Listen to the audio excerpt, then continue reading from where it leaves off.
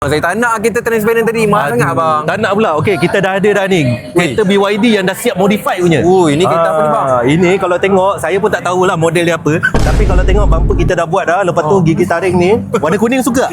saya tak suka bang. Tak suka? Tak apa, nanti dah beli nanti kita gosokkan gigi tu jadi warna putih.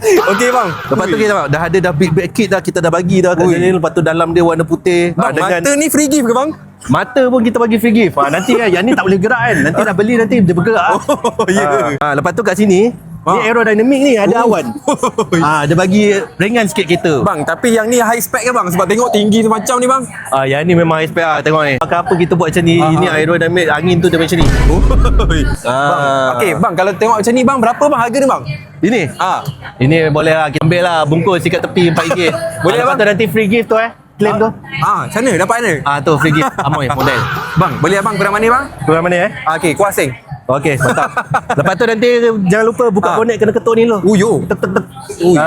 Lepas tu baru buka macam tu.